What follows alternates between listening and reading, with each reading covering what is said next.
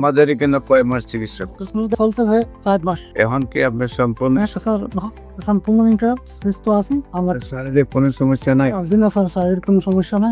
সম্মানিত দেশবাসী, করে আল্লাহর সম্মুখে নিয়মিত 4 মাস চিকিৎসা করার পরেই এখন তিনি সম্পূর্ণরূপে সুস্থ আছেন।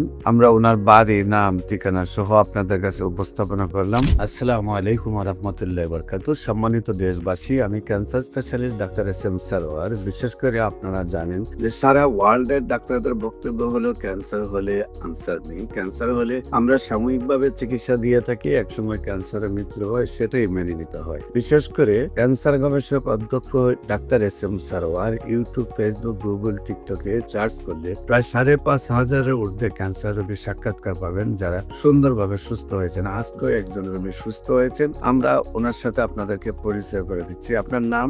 অনেক দর আপনার পিতার নাম? কৃপেশ দর, আপনার মায়ের নাম? হীরা দর, আপনার গ্রাম?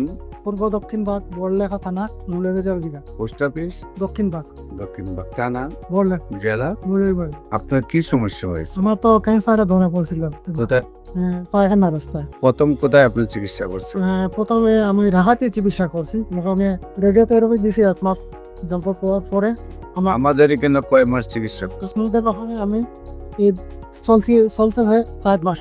এখন কি আপনার সম্পূর্ণ স্যার সম্পূর্ণ সুস্থ আছি। আমার শারীরিক কোনো সমস্যা নাই? দিন স্যার শারীরিক কোনো সমস্যা না।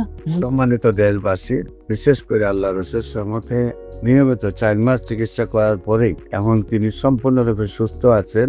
আমরা ওনার বাড়ি, নাম, ঠিকানা সহ আপনাদের কাছে উপস্থাপনা করলাম।